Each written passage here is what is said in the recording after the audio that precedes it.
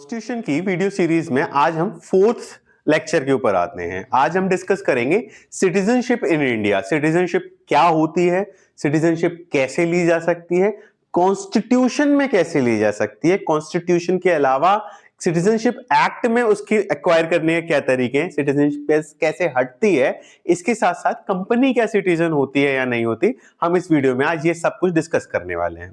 तो पहले हम शुरू करते हैं, क्या कॉन्स्टिट्यूशन कहीं पर भी डिफाइन करता है कि कॉन्स्टिट्यूशन में किसी भी जगह सिटीजनशिप शब्द डिफाइंड है क्या? तो आंसर है नहीं, सिटीजनशिप कहीं पर भी डिफाइंड नहीं है। लेकिन हम उसका एक मीनिंग निकाल सकते हैं, ये कह सकते हैं कि सिटीजनशिप बेसिकली एक रिलेशनशिप है जो एक इंडिविजुअल का किसी नेशन या किसी कंट्री के साथ हो सकता है। एक relationship of a individual with a country और स्टेट। तो अब उस रिलेशन को कैसे और सिग्निफाई करने के लिए आपको यह समझना पड़ेगा, या तो वो किसी कंट्री इंडिविजुअल का सोशल रिलेशनशिप हो सकता है या पॉलिटिकल रिलेशनशिप। पॉलिटिकल और सोशल रिलेशनशिप से मतलब यह है कि या तो वो सोशल राइट्स के ऊपर बात कर रहा होगा या पॉलिटिकल राइट्स में। तो बेसिकली सिटीजनशिप क्या है? एक ऐसा मैकेनिज्म है जिसमें किसी इंडिविजुअल के सोशल और political relation with a country establish किए जाते हैं, या कह सकते हैं हम सिटीजनशिप एक ऐसा स्टेटस है जिसमें आपको सोशल और पॉलिटिकल राइट गारंटीड होते हैं। फिर इसके बाद हम ये देखते हैं सिटीजनशिप कितने तरीके की है। तो इस वीडियो के पहले हिस्से में मैं आपको ये समझाऊंगा सिटीजनशिप कॉन्स्टिट्यूशन के हिसाब से कितने तरीके से मिलती है।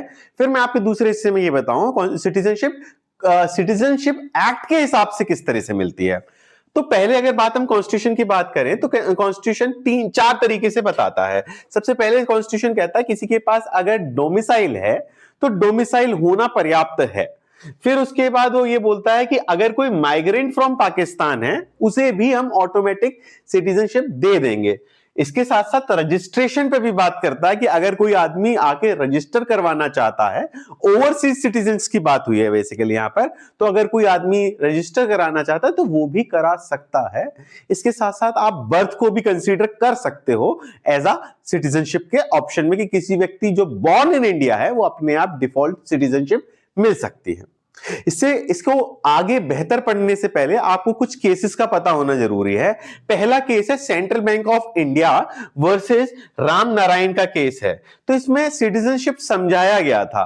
तो इसमें ना सिटीजनशिप की जगह डोमिसाइल समझाया गया था, टू बी वेरी स्पेसिफिक, कि डोमिसाइल क्या है। जो मैं आपको फर्स्ट बता रहा हूं ना कि सिटीजनशिप बाय डोमिसाइल, तो डोमिसाइल शब्द का क्या मतलब होता है? तो डोमिसाइल का इन्होंने ये बोला कि एक ऐसा intention to live forever in India. अगर किसी व्यक्ति का इंटेंशन ये है कि वो फॉरएवर इंडिया में रहना चाहता है तो उस इंटेंशनल स्टेटस को हम डोमिसाइल कहते हैं। ये हेल्ड हुआ central bank of India versus Ram Narayan के केस में। इसके बाद एक और बेहतरीन केस है जो आपके प्री और मेंस में मेंशन करना जरूरी है, वो है Pradeep Jain versus union of India. आप लोगों ने इसे डोमिसाइल केस के नाम से भी सुना होगा। एक्चुअली क्या विवाद उठाता है इस केस के टाइम पे कि डोमिसाइल आपको स्टेट का मिलता है या डोमिसाइल आपको नेशन का मिलता है। तो प्रदीप जैन ने ये कंट्रोवर्सी को क्लियर किया और कहा डोमिसाइल आपको सिर्फ और सिर्फ नेशन का मिलता है, आपको स्टेट डोमिसाइल नहीं मिलता इंडिया में। अब इसके बाद हम लोग आर्टिकल 5 की तरफ चलते हैं। आर्टिकल 5 में यह लिखा हुआ है कि अगर कोई भी व्यक्ति at the commencement of constitution उसके पास डोमिसाइल है, ये कंडीशन मैंडेटरी है, याद रखना कि यहां पर यह है कि सिटीजनशिप कमेंसमेंट ऑफ कॉन्स्टिट्यूशन पर कैसे मिल रही है। तो अगर किसी व्यक्ति के पास डोमिसाइल है, इसके साथ साथ वो बॉर्न है या उसके पेरेंट्स बॉर्न है या ऑर्डिनरी रेसिडेंट है वो 5 साल के लिए इंडिया में, इस चीज को क्लियर रखना। इसमें जो डोमिसाइल वर्ड है वो मैंडेटरी है, इसके बाद बॉर्न, पेरेंट्स बॉर्न और ऑर्डिनरी रेसिडेंट ये ऑप्शनल है कि इसके साथ इनमें से कोई एक चीज भी चलेगी। तो अगर कोई व्यक्ति कॉन्स्टिट्यूशन आने के टाइम पे जो उसके पास डोमिसाइल है या वो और इसके साथ साथ वो पैदा हुआ है या फिर वो उसके पेरेंट्स पैदा हुए हैं, ईदर ऑफ द पेरेंट्स, चाहे मदर या फादर, या ऑर्डिनरी रेसिडेंट है, सिटीजन ऑफ इंडिया रेसिडेंट है फॉर 5 years, तो उसे we shall grant him the citizenship. मतलब कॉन्स्टिट्यूशन गारंटी करता है कि अगर आपने ये कंडीशंस फॉलो कर दी हैं आपको सिटीजनशिप का स्टेटस मिलेगा ही मिलेगा। आर्टिकल 6 और इंपॉर्टेंट बात करता है। आर्टिकल 6 ये कहता है कि कोई व्यक्ति अगर पाकिस्तान से इंडिया आता है, if someone migrates from Pakistan to India, तो उसको तो हमें सिटीजनशिप देनी पड़ेगी क्योंकि वो आए इसलिए है। ठीक है, तो वो आर्टिकल 6 गारंटी करता है कि someone who migrated from Pakistan to India before independence during the constitution, making of constitution, तब तक वो आप यहां पर उसे हम देंगे। ठीक है, उसको हम सिटीजनशिप का स्टेटस देंगे, गारंटी करते हैं। फिर आता है आर्टिकल 7। आर्टिकल 7 ये बोलता है अगर कोई व्यक्ति है वो इंडिया से पाकिस्तान माइग्रेट हो जाता है तो उसकी जो सिटीजनशिप है वो वैलिड नहीं होगी, वो रिलिंक्विश हो जाएगी, वो वैनिश हो जाएगी वहीं के वहीं। तो यहां पर ये है। फिर इसके बाद आर्टिकल 8 है, वो भी बहुत इंपॉर्टेंट बात करता है कि यार आपने इंडिया की बात कर ली, आपने पाकिस्तान की बात कर ली, अब इंडिया और पाकिस्तान के अलावा भी तो इतने सारे देश हैं, उनमें भी तो इंडियंस रह रहे हैं, उनके अंदर भी तो नेशनैलिटी हो सकती है। नेशनैलिटी एक फीलिंग होती है जिसमें आप क्या करते हो, आप उस नेशन के लिए बहुत ज्यादा लॉयल्टी फील करते हो, तो उन लोगों के अंदर नेशनैलिटी हो सकती है। तो कोई ओवरसीज है, सपोज करो कोई साउथ अफ्रीका में रह रहा है, कोई इंग्लैंड में रह रहा है, कोई कहीं और रह रहा है, वो लोग आगे क्या सिटीजनशिप ले सकते हैं? आर्टिकल 8 क्लैरिटी दे रहा है कि कोई भी पर्सन है इंडियन ओरिजिन का है और आउटसाइड इंडिया रह रहा है, ओवरसीज इंडियन है, तो उसको डिप्लोमेटिक मींस से यानी कि एक प्रोसीजरल एस्पेक्ट से आप सिटीजनशिप दे सकते हैं और उसको दिया जाएगा। फिर इसके बाद आर्टिकल 9 आता है। आर्टिकल 9 सिंगल सिटीजनशिप की बात करता है। आप लोगों के जो आपने सुना होगा इंडिया में सिंगल सिटीजनशिप का कॉन्सेप्ट होता है, तो इसमें आर्टिकल 9 ये कह रहा है कि जब भी कभी किसी व्यक्ति ने अगर सिटीजनशिप कहीं और की एक्वायर कर ली तो आपको इंडियन सिटीजनशिप उसी मोमेंट खत्म हो जाएगी, ऑटोमेटिकली खत्म हो जाएगी। ये चीज आर्टिकल 9 एश्योर कर रहा है। फिर आर्टिकल 10 बात करता है कंटिन्यूएंस ऑफ राइट की। एक बार जो लोग पहले से, इस आजादी से पहले के जो लोग थे जिनको सिटीजन का स्टेटस मिल गया था, कॉन्स्टिट्यूशन आ जाने से कोई बात नहीं बदलेगी। अगर वो इंडिया के हैं और इंडिया में रह रहे हैं तो उनकी इंडियन सिटीजनशिप कंटिन्यू रहेगी। इसके बाद सबसे इंपॉर्टेंट आर्टिकल जिससे एक पूरी कहानी ही बदल जाती है वो है आर्टिकल 11। जब कॉन्स्टिट्यूशन बन रहा था, आर्टिकल 5 से लेकर आर्टिकल 10 तक की जो कहानी थी, जो आर्टिकल्स थे, वो सिर्फ ये बात कह रहे थे कि आप इस टाइम क्या होगा। लेकिन आर्टिकल 11 ने ये कहा कि चलो ये तो हम अभी एक टेम्परेरी प्रोविजंस बना देते हैं, कुछ परमानेंट फिक्सचर्स क्या होंगे। तो परमानेंट सॉल्यूशंस के लिए इन्होंने बोला कि हम पार्लियामेंट को पावर देते हैं कि सिटीजनशिप पे वो लॉ बनाए। उसी का आउटकम होता है सिटीजनशिप एक्ट 1955। अब सिटीजनशिप एक्ट 1955 हमारे इस टॉपिक से सिर्फ दो कंटेक्स्ट में इंपॉर्टेंट है। एक, कैसे कैसे सिटीजनशिप आज की डेट में ली जा सकती है और कैसे कैसे सिटीजनशिप आज की डेट में यहां से हटाई जा सकती है, हट जाएगी। बेसिकली हम यहां पर सिर्फ दो ही चीजों पर बात करेंगे, एक्वायर कैसे होता है और टर्मिनेट कैसे होता है। ये दो ही चीज हम यहां पर डिस्कस करेंगे। अब एक्वायर की बात करें तो इन्होंने करीबन 5 तरीके बताए हैं। आज की डेट में 5 तरीके हैं एक्वायर करने के, जिनको पहला है बर्थ। सेक्शन 3 जो है वो बर्थ पे बात करता है। दूसरा है डिसेंट बर्थ, मतलब अगर कोई इंडिया में बॉर्न है उसको सिटीजनशिप के अधिकार मिल जाते हैं। अगर डिसेंट मतलब उसके पेरेंट्स अगर इंडियंस हैं, उसको मतलब जेनेटिकली वो इंडियन है, तो भैया उसको इंडियन सिटीजनशिप मिलेगी, पेरेंट्स में ईदर ऑफ हिज और हर पेरेंट्स।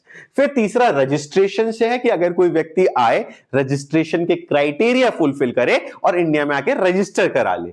इसके बाद है नेचुरलाइजेशन। नेचुरलाइजेशन मतलब ये है कि कुछ लोग जो बहुत लंबे टाइम से यहां पर रह रहे हैं, नेचुरली जो फीलिंग जिनके अंदर आ गई है कि इंडियन होने की, तो वो लोग भी अप्लाई कर सकते हैं और उनको भी सिटीजनशिप मिलेगी। और लास्ट है incorporation of territory. Incorporation of territory में आप ये समझिए जैसे आप समझो गोवा इससे पहले पुर्तगाल का पार्ट था, 1961 में इंडिया ने लिया। अब इंडिया ने जब लिया तो वहां के लोगों को कहां की सिटीजनशिप मिलेगी? ऑटोमेटिकली इंडियन की सिटीजनशिप मिलेगी। अब मैं आपसे एक सवाल इस पे पुट कर रहा हूं, वो आपको आंसर देना है। अदनान सामी को जो सिटीजनशिप मिली थी वो किस तरीके से मिली होगी, या इसमें से किस क्राइटेरिया पे सिटीजनशिप मिली होगी? आप ये कमेंट करके बता सकते हैं। इसके बाद हमारा सेकंड लास्ट चीज है कि टर्मिनेशन कैसे होगा, किसी एक व्यक्ति की टर्मिनेशन किस तरीके से होगी सिटीजनशिप की। उन्होंने कहा 3 तरीके से टर्मिनेट हो सकती है। पहला, रिनंसिएशन, ठीक है, रिनंसिएशन क्या होता है? त्यागना। अगर कोई व्यक्ति सेल्फ डिक्लेरेशन कर दे कि साहब मैं नहीं रहना चाहता, मैं तो यहाँ की सिटीजनशिप त्यागता हूं, छोड़ता हूं, तो ये रिनंसिएशन कैटेगरी में आएगा। दूसरा है टर्मिनेशन। अगर कोई व्यक्ति कहीं और की सिटीजनशिप एक्वायर कर ले तो ऑटोमेटिक टर्मिनेशन हो जाएगा इंडियन सिटीजनशिप से। इसके बाद तीसरा है डेप्राइवेशन, यानी कि अगर आप कोई डिसलॉयल्टी या कोई ऐसे फैक्टर से हैं जहां से हमें यह पता चल रहा है कि आप सिटीजनशिप स्टेटस तो ले रखा है लेकिन आप सिटीजनशिप मान नहीं रहे, या हमारे देश के हित में नहीं है आपकी सिटीजनशिप, तो हम आपको डिप्राइव कर देंगे, हम आपको छोड़ देंगे। याद रखना, रिनंसिएशन में व्यक्ति देश को छोड़ता है और डिप्राइवेशन में देश व्यक्ति को छोड़ता है, ये डिफरेंस है इसका। तो ये थी बेसिकली सिटीजनशिप की बात। लेकिन इस चीज पे, इसी चर्चे में हमें एक और कॉन्स्टिट्यूशनल डेवलपमेंट हुआ कि कॉर्पोरेट बॉडीज होती हैं, क्या वो सिटीजन्स होती हैं? क्या कंपनीज को सिटीजनशिप का स्टेटस दिया जा सकता है और उसके द्वारा जो सोशल और पॉलिटिकल राइट्स हैं, क्या कोई कंपनी भी उसको एंजॉय कर सकती है? उसके आंसर के लिए आपको 2-3 केसेस पढ़ने पड़ेंगे।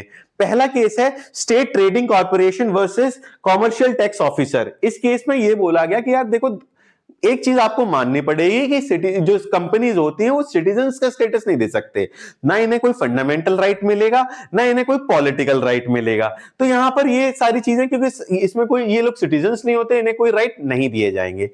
इसी चीज का डेवलपमेंट आगे जाके एक टाटा इंजीनियरिंग का केस आया।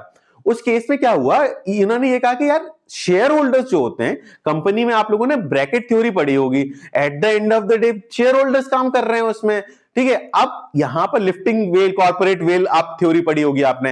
अब वो लोग तो सिटीजन है, अब उनके पास अगर आप आर्टिकल 19 नहीं दोगे, उनकी तो फंडामेंटल राइट्स पूरे चले जाएंगे। तो फिर इसके लिए टाटा इंजीनियरिंग का केस आया, तो उन्होंने कहा कि साहब इनको मिलना चाहिए, लेकिन सुप्रीम कोर्ट वहां पर मना कर देता है। वो ये बोलता है कि यहां से कॉलरेबल लेजिस्लेशन लगता है, जो चीज आप डायरेक्टली मना है वो आपको इनडायरेक्टली मना होगी। जब हमने बोल दिया है कि कोई भी कंट्री, कोई भी कॉर्पोरेशन है वो सिटीजन नहीं हो सकती, तो उसके पास फंडामेंटल राइट्स नहीं हो सकते, चाहे वो शेयर होल्डर की आड़ में लेके आए। शेयर होल्डर्स के हो सकते हैं लेकिन कंपनी के नहीं हो सकते। लेकिन इसी केस को लास्ट में डेवलप किया आरसी कूपर के केस में। आरसी कूपर में प्रोटेक्शन दी कि उन्होंने कहा देखो, जब ट्रेड की बात होगी तो ट्रेड के प्रोस्पेक्टिव से तो आपको फंडामेंटल राइट्स मिलने चाहिए, क्योंकि वो शेयर होल्डर्स के द्वारा चलाई जा रही है, ठीक है। तो इन्होंने लिबरल इंटरप्रिटेशन रूल लगाया। इन्होंने कहा हाँ ठीक है, आप यहां पर ले सकते हो सिटीजनशिप की right only in terms of article 19, इसके अलावा नहीं मिलेंगे। हाँ, और इसके साथ साथ बस इतना स्टेटस दे दिया। तो फाइनली हम ये कह सकते हैं, सिटीजनशिप के लिए अगर आपको पढ़ना है तो ये कुछ इंफॉर्मेशन है जो आपको पता होनी चाहिए। For more such videos please keep following न्याय सार, कीप स्टडिंग।